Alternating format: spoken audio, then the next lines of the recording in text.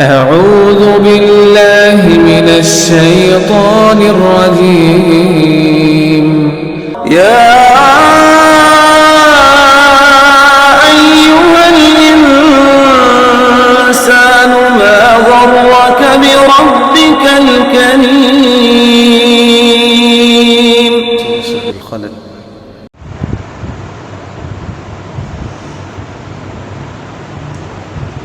أعوذ بالله من الشيطان الرجيم. بسم الله الرحمن الرحيم. وإذ نادى ربك موسى أن ائت القوم الظالمين قوم فرعون ألا يتقون قال رب إني أخاف أن يكذبون ويضيق صدري ولا ينطلق لساني فأرسل إلى هارون ولهم علي ذنب فأخاف أن يقتلون قال كلا فاذهبا بآياتنا إنا معكم مستمعون فأتيا فرعون فقولا إنا رسول رب العالمين أن أرسل معنا بني إسرائيل قال ألم نربك فينا وليدا ولبثت فينا من عمرك سنين وفعلت فعلتك التي فعلت وأنت من الكافرين قال فعلتها إذا وأنا من الضالين ففررت منكم لما خفتكم فوهب لي ربي حكما وجعلني من المرسلين وتلك نعمة تمنها علي أن عبدت بني إسرائيل. اللهم انفعنا بما علمتنا وعلمنا ما ينفعنا وزدنا علما. اللهم أرنا الحق حقا وارزقنا اتباعه وأرنا الباطل باطلا وارزقنا اجتنابه.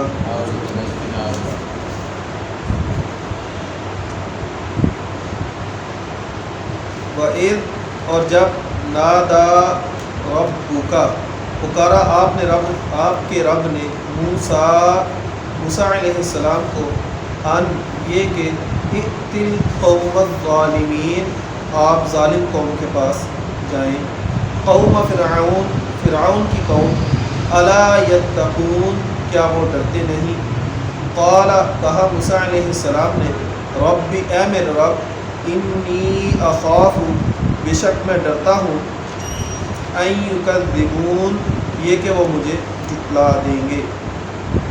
ویضیق صدری اور میرا سینہ تنگ ہوتا ہے.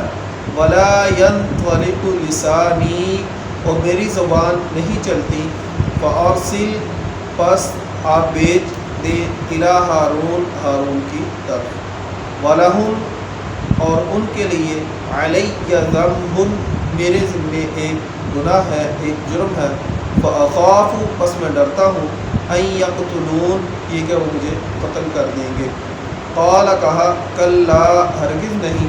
فاذهبا پس تم دونوں جاؤ بآیاتنا ہماری آیات کے ساتھ. انا معکم بے شک ہم تمہارے ساتھ مستمعون خوب کان لگا کر سننے والے ہیں. فأتیا پس جاؤ فرعون کی طرف. فقولا پس تم دونوں کہو انا رسول بے شک ہم رسول ہیں رب العالمین رب العالمین کے.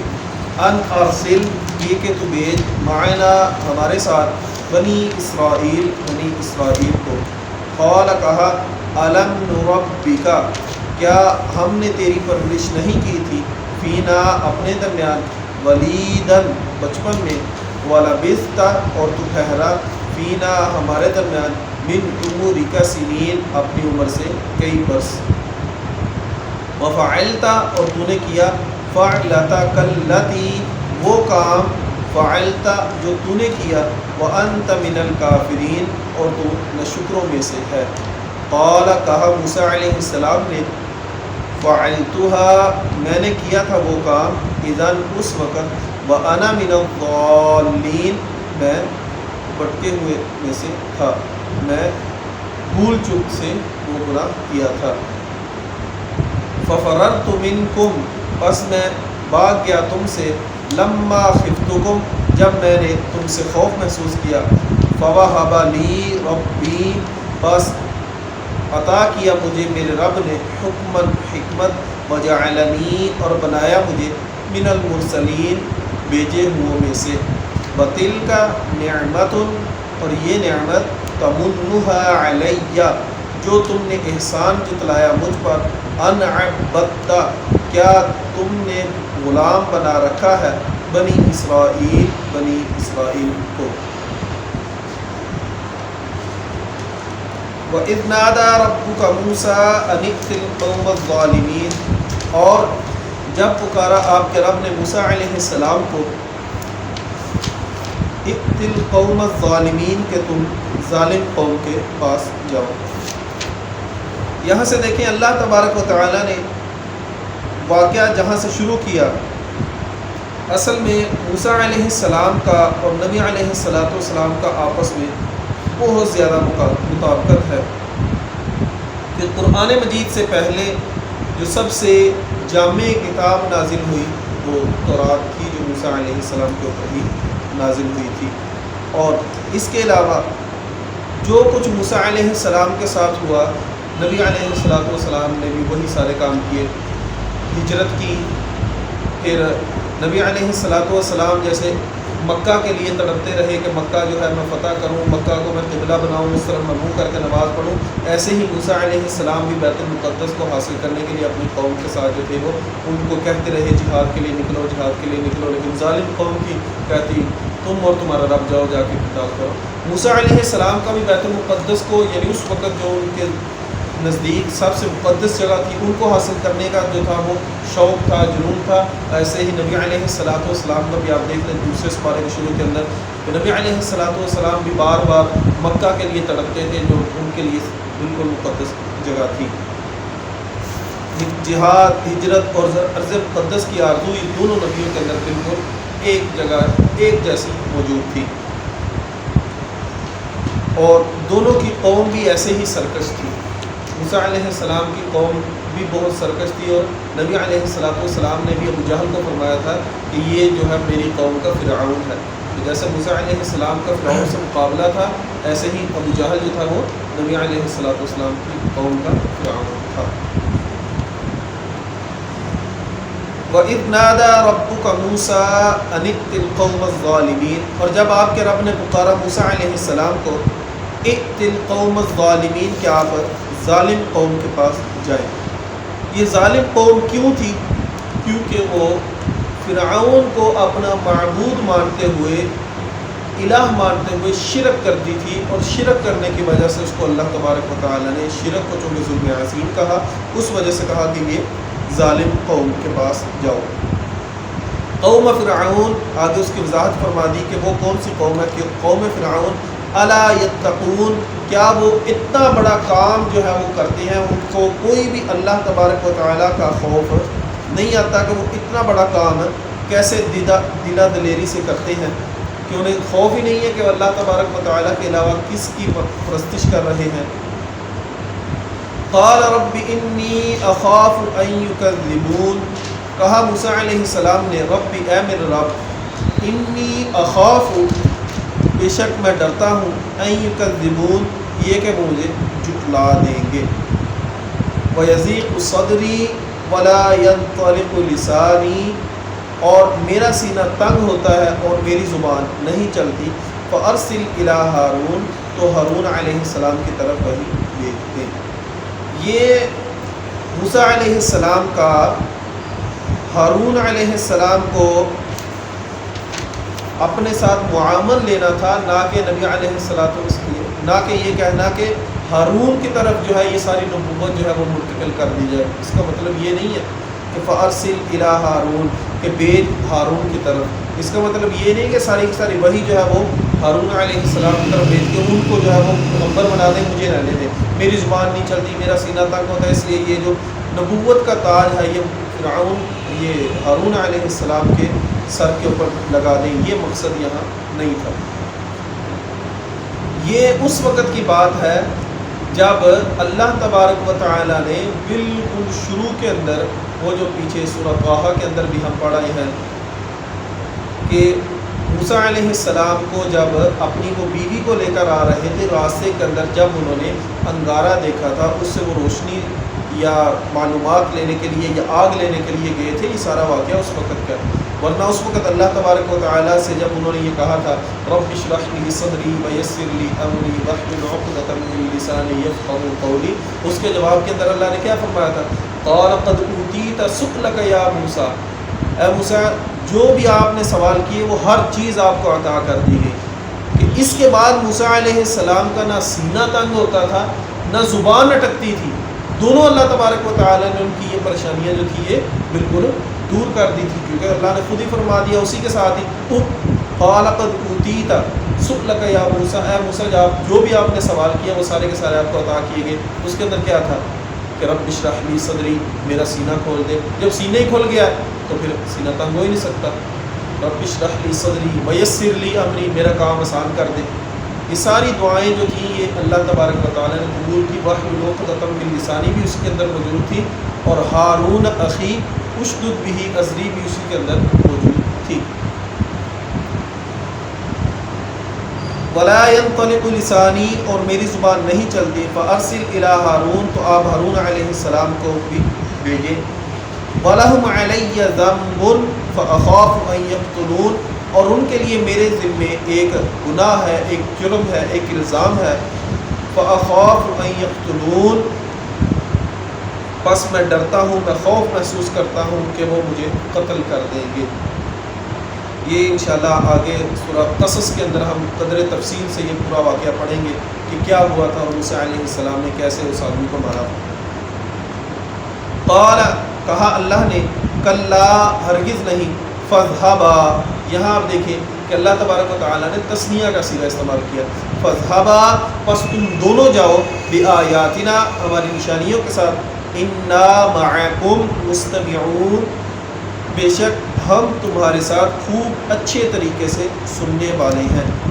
سمع کا مطلب ہوتا ہے اس نے سنا، اور استماع کا مطلب ہوتا ہے اس نے کان لگا کر سنا، یعنی کہ بالکل اچھے طریقے سے سنا۔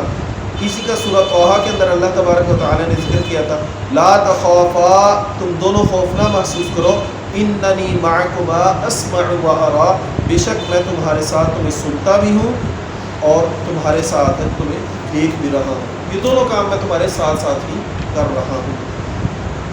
فَأْتِيَا فِرْعَوْنَ، پس تم دونوں جاؤ فرعون کے پاس، فقولا، پس تم دونوں کہو، انا رسول رب العالمین، بے شک ہم رب العالمین کے رسول ہیں۔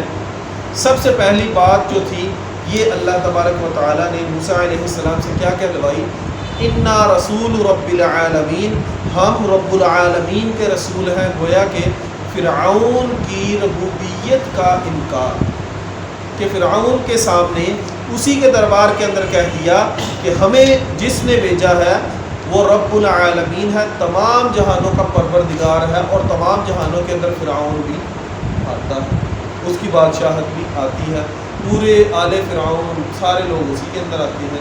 کہ اللہ تبارک و تعالیٰ نے سب سے جامع بات کہلوا دی کہ تو کل کائنات کا رب نہیں ہے، ہمیں جس نے بھیجا ہے اصل میں وہ کائنات کا رب ہے۔ ان ارسل معنا بنی اسرائیل، یہ کہ تو ہمارے ساتھ بنی اسرائیل کو بھیج۔ قال، کہا فرعون نے، الم نربک فینا، کیا ہم نے آپ کی پرورش نہیں کی اپنے اندر؟ کچھ مفسرین جو کہتے ہیں کہ موسیٰ علیہ السلام کی پرورش کرنے والا فرعون اور تھا، اور جس سے یہ مکالمہ ہوا یہ فرعون اور تھا۔ تو یہ جملہ بھی کچھ ان کی وضاحت کرتا ہے کہ جو ان کا کہنا ہے الم نربک فینا، کیا ہم نے اپنے اندر تیری تربیت نہیں کی تھی؟ گویا کہ ہمارے اندر تیری تربیت ہوئی تھی. اس نے متکلم واحد کا جملہ استعمال نہیں کیا کہ میں نے تیری تربیت کی تھی، حالانکہ فرعون نے گھر میں ٹھہرایا تھا. اگر فرعون نہ ٹھہراتا تو موسیٰ علیہ السلام کیسے اس کے گھر میں ٹھہر سکتے تھے؟ تو یہ جو جملہ ہے نا الم نربک فینا ولیدا، کیا ہم نے بچپن کے اندر تیری پرورش نہیں کی تھی، یہ جملہ بھی ان مفسرین کی تائید کرتا ہے ویسے، کہ جو کہتے تھے کہ یہ فرعون اور تھا اور موسیٰ علیہ السلام کی پرورش کرنے والا فرعون جو تھا وہ اور تھا. وَلَبِثْتَ فِينَا، اور تو ٹھہرا ہمارے اندر، من عمرک سنین، اپنی عمر سے کئی برس کئی سال. وَفَعَلْتَ فَعْلَتَكَ الَّتِي فَعَلْتَ، اور تو نے اپنا وہ کام کیا جو بھی تو کر گیا.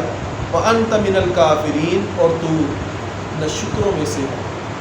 یہاں دیکھیں کہ اللہ تبارک و تعالیٰ نے بھی قرآن مجید کے اندر کئی جگہ کفر کا لفظ جو ہے یہ ناشکری کے معنی کے اندر استعمال کیا ہے. لَإِن شَكَرْتُمْ لَأَزِيدَنَّكُمْ وَلَئِن كَفَرْتُمْ، اگر تم میرا شکر کرو گے میں تمہیں زیادہ دوں گا، اگر تم میری ناشکری کرو گے إِنَّ عَذَابِي لَشَدِيدٌ.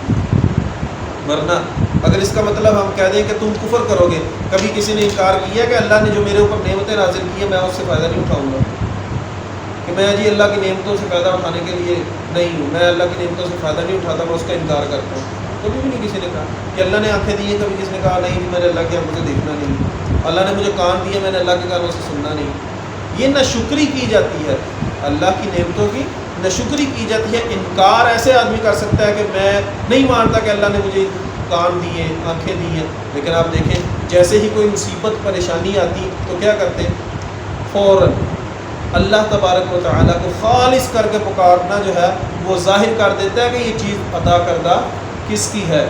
وہ اللہ تبارک و تعالیٰ کو جس صورت کے اندر بھی مانتے ہیں، وہ اللہ کو جس صورت کے اندر بھی مانتے ہیں اس کے ساتھ شریک بنا کر یا جیسے بھی، لیکن جب ان کے پاس کوئی اللہ کی طرف سے آزمائش آتی ہے ان کو پھر خالص اللہ جو ہے وہ ضرور یاد آتا ہے.